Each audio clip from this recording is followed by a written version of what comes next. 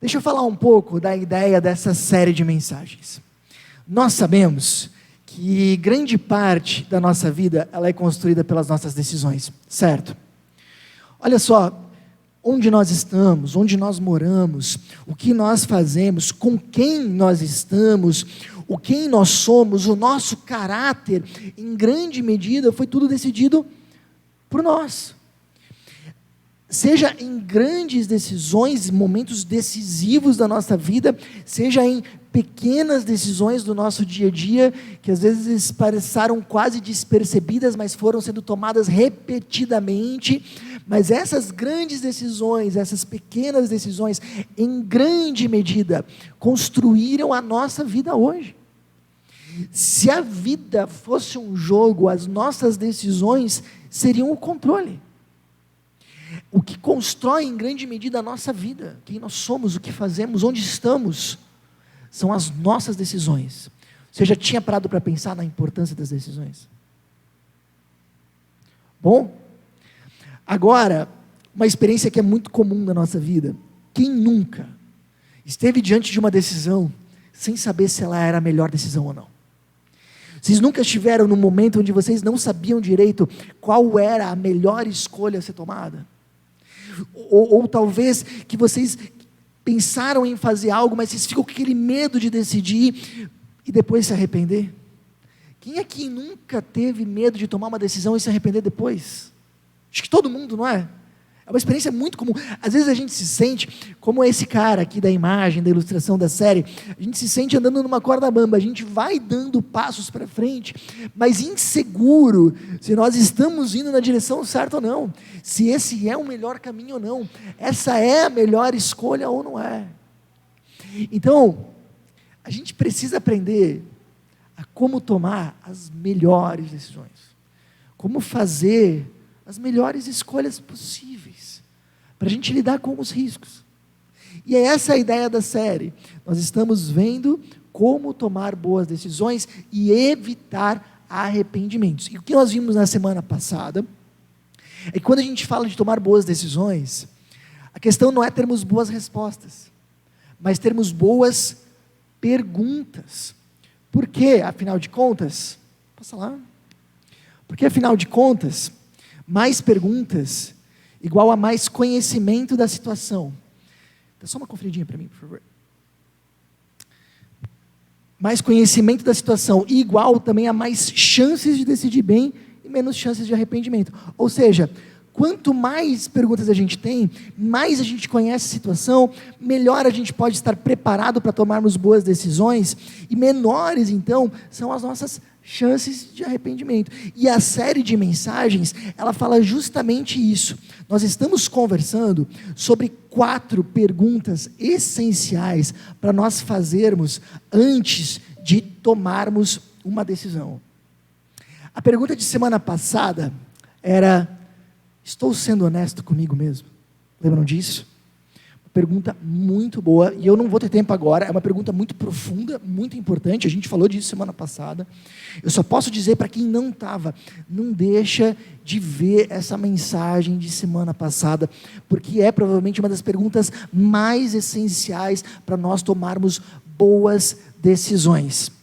Mas hoje, nós vamos ver uma outra pergunta. E eu queria, contando para vocês, ano passado, nós tivemos uma perda na minha família. Faleceu o meu avô. E era o meu último avô vivo. E foi uma perda diferente, porque antes de ele falecer, ele morou com os meus pais, alguns anos. Então os meus avós, eles sempre estavam muito distantes, sempre moravam em outras cidades, então a gente nunca teve muito contato. Mas esse avô, a gente conviveu de perto, durante anos. Nós, nossos filhos. Então foi uma perda muito mais sentida para nós. E quando ele estava no final da sua vida, ele já estava acamado, saúde muito debilitada. Você sabe qual era uma das principais conversas que a gente tinha nas nossas mesas de café? Era sobre a vida dele. Era sobre as coisas que ele tinha construído. E aí eu lembro da gente conversando um pouco e descobrindo até algumas coisas que a gente não sabia. Então o meu avô, só para vocês saberem, ele saiu de uma cidade super pequenininha. E ele foi para uma cidade maior, para tentar crescer na vida. E aí ele tentou investir na carreira do esporte, ele era jogador de futebol, então você sabe agora de onde vem meu talento para o esporte, né? Então ele jogava, ele era artilheiro do time, tal, goleador, mas não deu certo futebol profissional, então ele ficou no amador e ele foi trabalhar no comércio. Mas ele tinha a escolaridade mínima, assim, uma e outra série primária daquele jeito, mal sabia ler, escrever, fazer as contas. Então o que ele fez? Ele se tornou um autodidata, ele começou a ler e ir atrás das coisas, para conseguir melhorar de vida, ele e sua família. Eu lembro de algumas coisas, sabe algumas coisas que marcam a nossa infância? Você deve ter também, né? Quando eu chegava na casa do meu avô, sempre tinha guaraná, salgadinho, e o chocolate Prestígio, sempre tinha. Sempre. Sabe outra coisa que eu lembro bem? Ele tinha uma coleção de chaveiros, que a gente sempre brincava, os primos, quando ia lá. E outra coisa que eu lembro é que sempre tinha muitas revistas. Muitas revistas. E eu nunca entendi por que tinha tantas revistas. Entendia no passado. Porque ele correu atrás daquilo que não tinha sido dado para ele na infância. E conseguiu. Se tornou gerente de 2 lojas, comércios importantes, ia para São Paulo comprar mercadoria, tudo isso com uma série primária, mas se desenvolveu e conseguiu um futuro melhor para sua família. E a gente contando essas histórias, a gente ficava inspirado com elas, sabe? E eu sei que cada um aqui deve ter uma história de um pai, de um avô, deve ter histórias inspiradoras, deve ter histórias também difíceis para contar. Mas sabe uma coisa que provavelmente o meu avô, talvez ele nunca se deu conta que um dia a história dele estaria sendo contada. Você já parou para pensar que quando nós estamos tomando as nossas decisões, a gente não para pensar que um dia os nossos filhos, os nossos netos, eles vão contar a nossa história. E a pergunta que a gente tem que fazer antes de tomar uma decisão, ela é muito simples. Que história eu quero contar? Vitor, tu pode ir passando para frente aí, velho. Pode mais. É isso. Não, já foi. Vai lá. Aí. Que história quero contar? Qual é a história que um dia eu quero contar para os meus filhos e para os meus netos? Qual é a história que eu quero contar da minha vida, o que eu quero que contem? A minha vida, ela vai tocar a vida das outras pessoas. Essas pessoas em algum momento vão contar de como é que foi o contato comigo. Que história eu quero que elas contem? Pode pensar mais uma. Sabe, todos nós quando vamos tomar uma decisão, a gente acaba tomando uma decisão no calor da emoção. E a gente sabe que muitas vezes quando a gente toma uma decisão no calor da emoção, a gente se arrepende depois, não é? Quem é que nunca comprou alguma coisa no calor da emoção e se arrependeu depois? Sim ou não? Sim, né? Eu lembro ano passado, a gente saiu de casa para comprar um hamster. E a gente foi com a nossa família. Hamster é um bichinho desse tamanho, que não dá trabalho nenhum. Eu acho que dá menos trabalho do que um peixe. E a gente pensou, o hamster é o animal perfeito para a gente, né? Vai ser muito tranquilo. E quando a gente chegou na loja, os mini coelhos estavam fugindo da loja, estavam na calçada de Chapecó. Tinha mini coelho pulando pela calçada. Parecia que a gente estava na terra dos Teletubbies, sabe? Coelhinhos felpudos pulando por aí. E aí os caras lá tentando pegar os coelhos e nós ajudando eles, e aí pronto. Só existe uma coisa mais fofa que um mini coelho. Um filhote de mini coelho. Que era isso. E aí agora ninguém mais queria hamster. Todo mundo queria mini coelho, né? E aí a gente perguntou lá para o vendedor, e aí, dá muito trabalho? Não, isso aqui nem é hamster, problema nenhum, só vai ter que ir uma vez por dia, deixar ele um pouquinho solto, depois bota na gaiola, mas é moleza, não faz xixi, cocô, nada, assim, ó, tranquilo. E aí a gente pensou, o mini coelho, vai dar certo, emocionados, né? Pensando naquelas fofurinhas na nossa casa. E aí a gente estava prestes a pegar o mini coelho, de repente a gente deu um passo para trás e pensou, peraí, vive anos, hein? Vamos tomar a decisão assim, e graças a Deus a gente parou e pensou, não, vamos pesquisar um pouquinho antes. E aí depois a gente voltou e viu que não era bem essa história, e a gente voltou atrás, e volta e meia a gente pensa, que bom que a gente não pegou o mini coelho, porque nesse momento da nossa vida não ia dar muito certo. Nada contra você que tenha, tá? Mas o que eu quero dizer é que muitas vezes a gente toma decisões no calor do momento, e se arrepende depois. Só que nem sempre é um mini coelho, ou é uma comprazinha no Mercado Livre, que o dedo escorregou. Às vezes pode ser uma decisão séria. A maioria das pessoas que trai o seu cônjuge cometendo adultério, é uma decisão mal tomada num momento do calor da emoção. A maioria das decisões que a gente toma, seja no nosso trabalho, que às vezes podem comprometer o nosso emprego, é uma decisão mal tomada no calor da emoção. Agora, quando a gente está ali, no meio da emoção, como é que a gente pode fazer? Qual é o mecanismo que a gente pode ter para dar passos para trás, pensar com um pouco mais de cuidado e clareza? Essa pergunta ajuda. Qual é a história que eu vou contar? Que eu quero contar um dia? Isso me ajuda a dar passos para trás e olhar a situação com muito mais cuidado. Pode passar, queridão. Davi foi alguém que viveu isso. Para quem não sabe, Davi é uma das maiores personalidades da história. Davi é conhecido por ser rei, mas antes de ser rei, ele foi pastor de ovelhas, que era uma profissão que ninguém queria na época, era uma profissão suja, era uma profissão perigosa, ninguém queria ser pastor de ovelhas, mas ele foi, porque não tinha muita oportunidade, ele era o filho mais novo de uma família grande, que morava numa cidade pequena, imaginou? Mas um dia, um homem muito importante, o principal sacerdote e profeta do país, foi lá. É quase como receber a visita do Papa, bateu na casa dele, e disse que Davi tinha sido escolhido por Deus, para um dia ser o rei. Havia um outro rei na época, chamado Saul, que também tinha sido escolhido por Deus, mas que tinha desobedecido a tal ponto, de Deus dizer, agora terminou o tempo de Saul. E Davi seria aquele que um dia o sucederia. E Davi vai se desenvolvendo, se torna um guerreiro, vocês lembram? Ele acaba enfrentando o grande gigante Golias e ganha. Depois ele se torna também um general, e aí começam os problemas, sabe por quê? Porque Davi acaba conquistando tanta fama, que no final das contas ele acaba sendo mais querido e amado do que o próprio rei da época, que era o rei Saul. E aí Saul, que era o rei, começa a ficar com inveja. E Davi, que era um cara que sempre ajudou todos, inclusive ao rei de diversas formas, começou a ser perseguido para ser morto. O rei decide, eu quero pegar e matar o Davi. Davi foge, mas como naquele momento ele era uma pessoa muito popular, algumas pessoas vão junto com ele e ele forma um pequeno exército. Mas enfim, Davi está fugindo de um país, de um rei que quer matá-lo por ele ter feito aquilo que era o certo. Dá para imaginar a situação? Ok. E a situação vai até que acontece? 1 Samuel 24, 1 e 2 encontramos o seguinte: Saul voltou da luta contra os filisteus e disseram-lhe que Davi estava no deserto de Engedi. Então Saul tomou 3.000 de seus melhores soldados de todo Israel e partiu à procura de Davi e seus homens, perto dos rochedos dos bodes selvagens. Ele foi aos currais de ovelhas que ficavam junto ao caminho. Havia ali uma caverna e Saul entrou nela para fazer as suas necessidades. Para um pouquinho. A comitiva do rei está indo.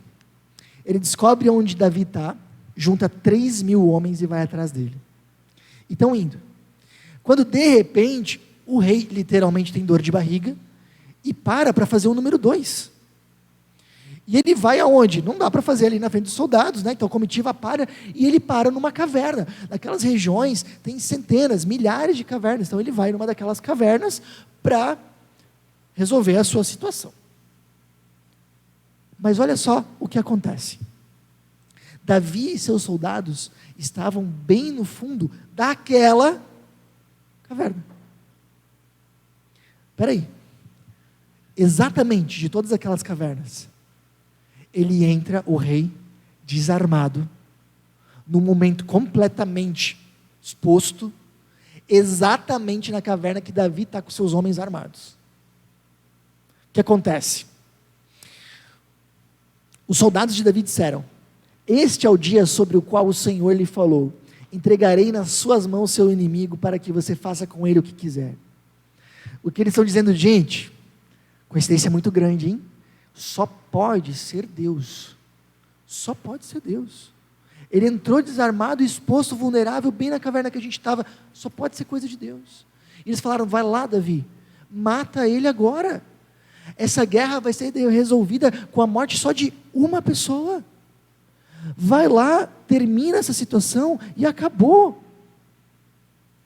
E aí Davi foi com muito cuidado e cortou a ponta do manto de Saul sem que ele percebesse. Ou seja, Davi vai no calor do momento, mas alguma coisa faz com que no momento ele desista de matar o Saul e corte a ponta do manto só.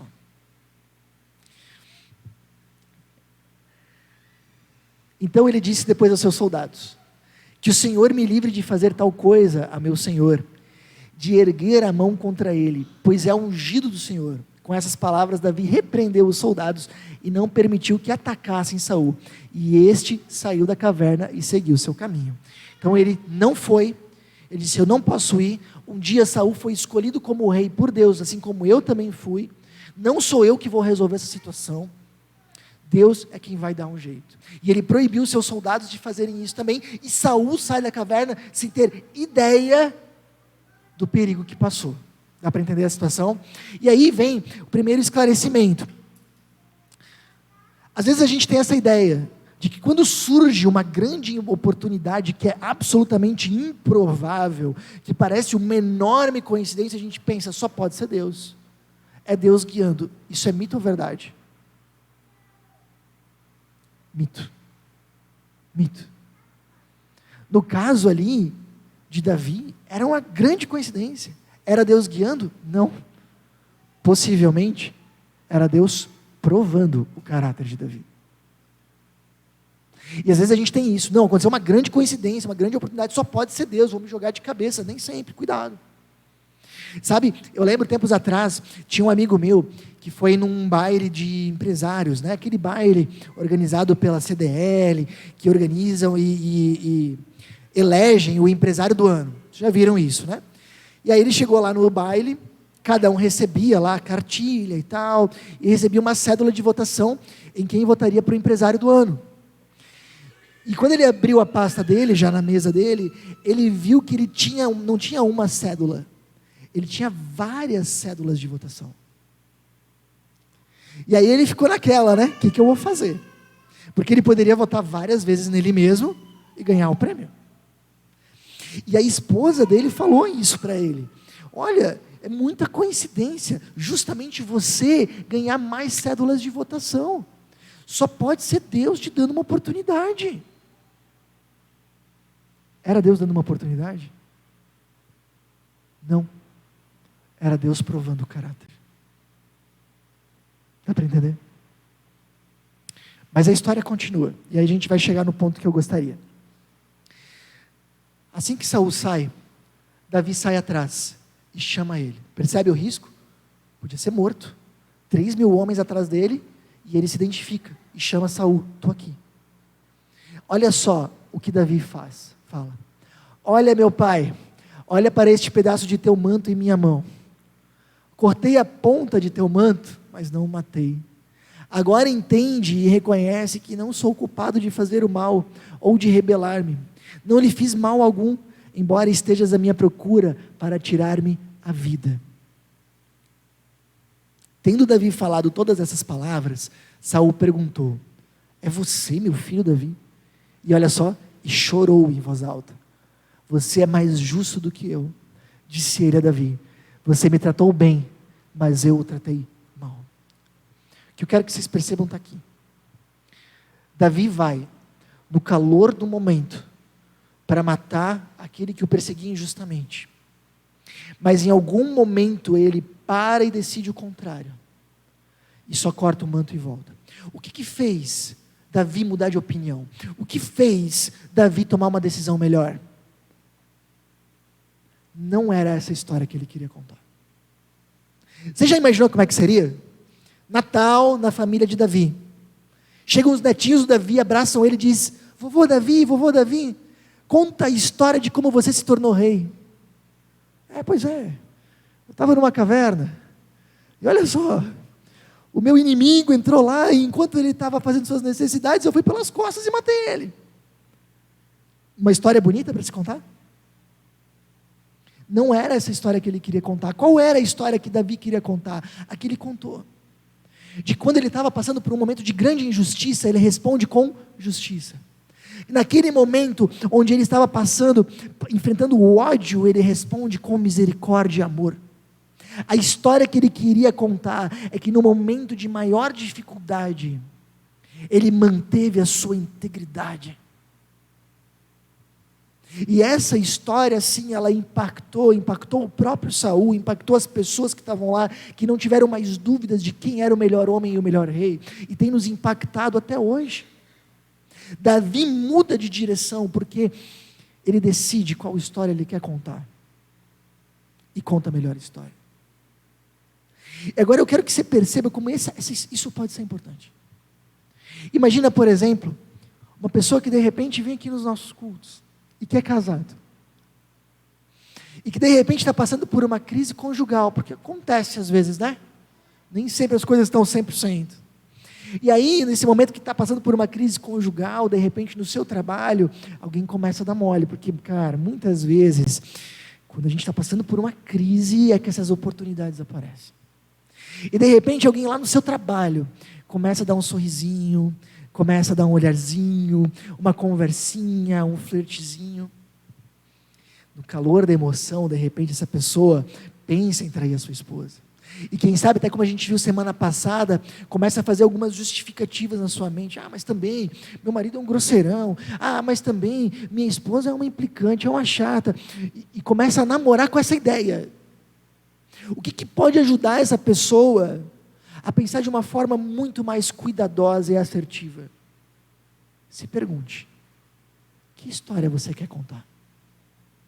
A história de que no momento de fragilidade, você descumpriu um voto sagrado que você fez diante de Deus, e atraiu e feriu a sua família de uma forma mortal?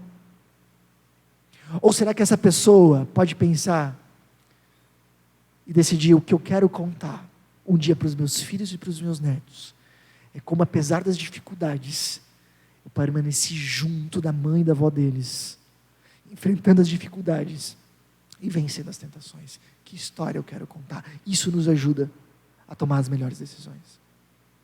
Ou imagina uma pessoa que de repente no seu trabalho, ela está sendo pressionada pelo seu chefe a mentir. E aí, de repente, essa pessoa cede à tentação e mente para um cliente. O cliente descobre e cobra da empresa. E o chefe, para livrar a sua imagem, coloca a culpa no funcionário e demite ele. Você já parou para pensar que história bonita para se contar? A história de como eu fui demitido porque eu menti? Não seria melhor contar a história de como eu fui demitido por falar a verdade? Por ser honesto? Eu lembro, uma vez eu estava dirigindo o carro, e no banco do carona tinha um interno de um centro de recuperação para dependentes químicos. Eu fazia voluntariado nesse centro de recuperação, eu estava dando uma carona para ele. E eu perguntei um pouco da história de vida dele. Sabe qual era a história de vida dele? Galera nova tem que prestar atenção nisso. Ele falou que ele brincava com os amigos na rua, brincava de taco, de futebol, de tudo que tinha. E um dia, um amigo dele levou um cigarro.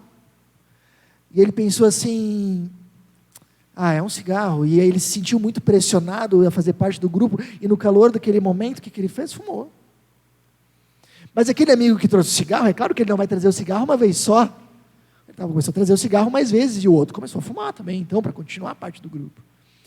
E um dia teve um cigarro de maconha, ele me contando. E no outro dia, teve cocaína. E no outro dia tinha pedra.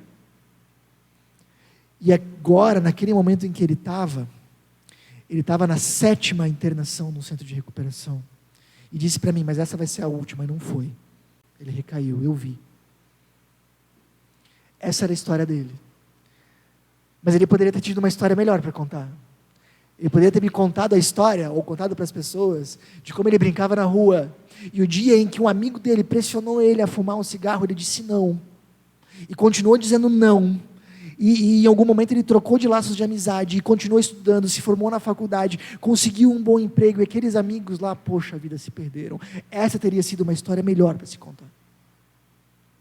E agora vem a pergunta para todos nós, nas pequenas decisões, nas grandes decisões, familiares, profissionais, qual é a história que você um dia quer que contem a teu respeito? Nós temos aqui sempre falado repetidamente que Deus nos conduz para caminhos de integridade e relevância. Ou seja, Deus quer que nós vivamos em caminhos de caráter, de valores e de relevância, no sentido de que nós somos capacitados por Deus a fazer diferença. A frasezinha que vocês receberam na entrada diz: a vida não é sobre o que você junta, e sim sobre o que você espalha.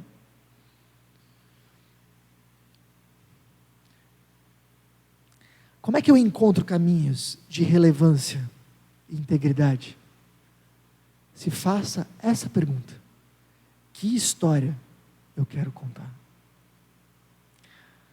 Anos atrás a gente teve pandemia, né?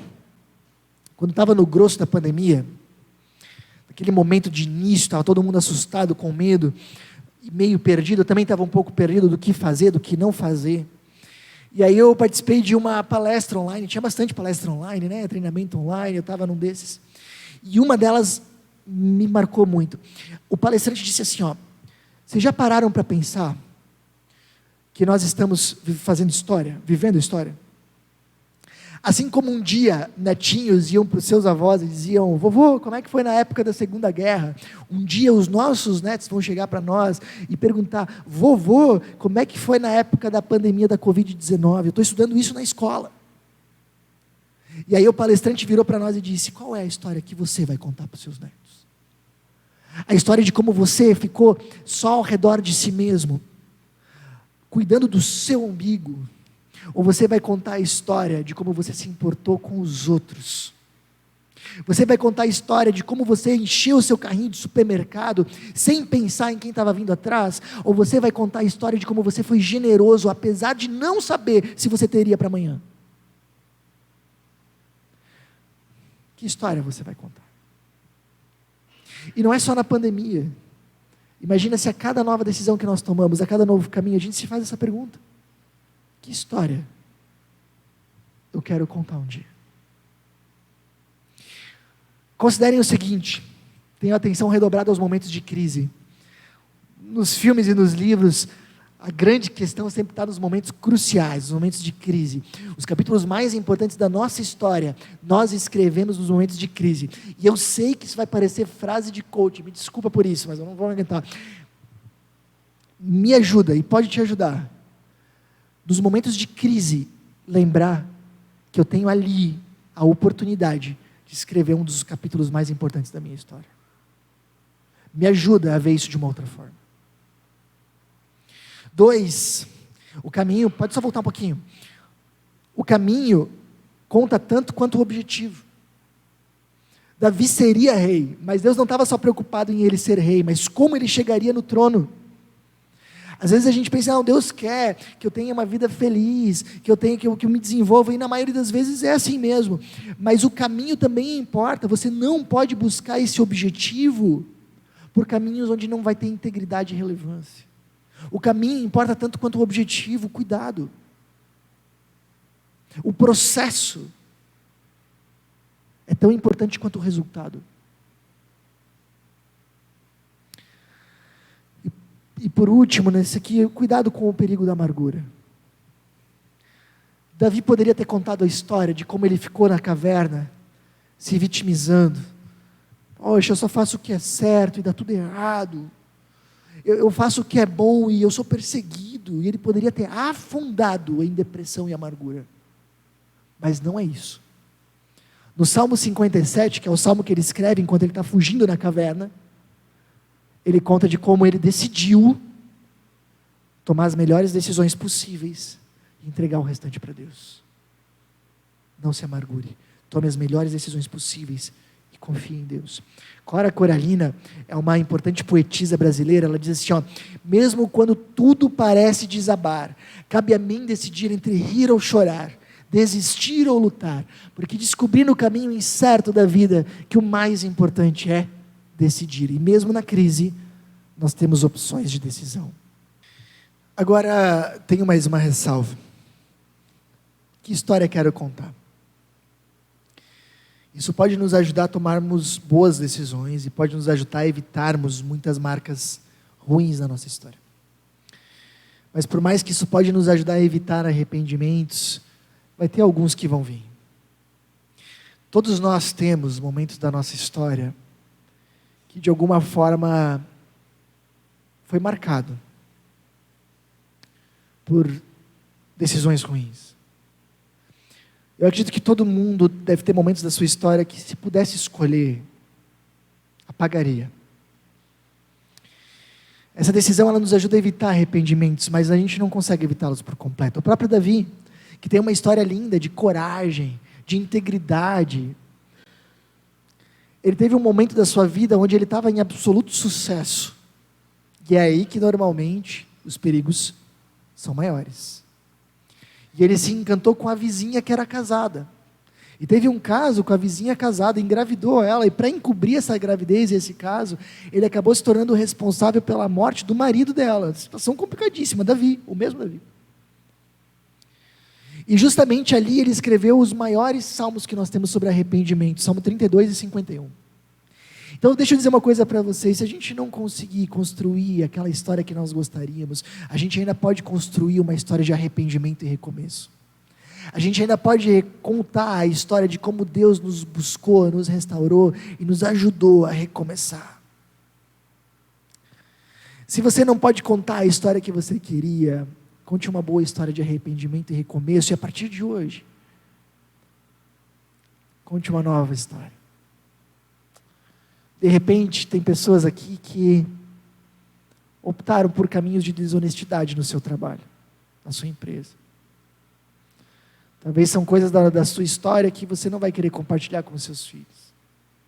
Hoje você pode decidir mudar e fazer diferente. Pedir o perdão de Deus. Eu sei que às vezes a gente passou por situações difíceis de relacionamentos, e às vezes a gente vem de relacionamentos quebrados. Em parte, às vezes foi problema dos outros, ou de repente, às vezes foram erros nossos também. Mas a gente sempre pode se arrepender e recomeçar. O que Davi não sabia é que o recomeço é possível, porque um dia seu próprio descendente, Jesus Cristo, iria vir ao nosso encontro. E apesar de nós termos um coração tão distante de Deus, tão pecador, tão propenso para o mal, esse Deus continua nos amando e veio ao nosso encontro. E quando Ele vem ao nosso encontro, Ele assume o nosso lugar numa cruz, um inocente pagando pelos culpados, assumindo a consequência do nosso pecado. E por causa disso, hoje nós podemos ter perdão e recomeço. Se você está com o coração pesado nessa noite, Deus te chama a um novo começo. E nesse novo começo, procura não repetir os mesmos erros.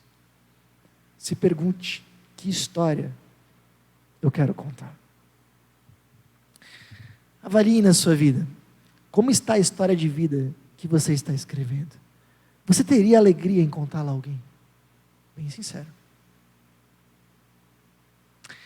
Queria convidar vocês a tomarem duas decisões. Decida seguir caminhos de relevância e integridade, perguntando a si mesmo, que história quero contar? Faça disso um lema para você. A pergunta de semana passada é essa. E 2, decida reconhecer, pedir o perdão de Deus e recomeçar sempre que preciso. Eu tenho 2 recados rápidos para você que tem acompanhado as nossas mensagens. Primeiro, eu queria muito te encorajar, se for possível, a você participar dos nossos encontros presenciais. É uma forma de nós podermos nos conhecer e de você poder aprender ainda mais com a gente. Segundo recado, se você deseja contribuir financeiramente com a nossa comunidade, todos os nossos dados bancários estão aparecendo agora na sua tela.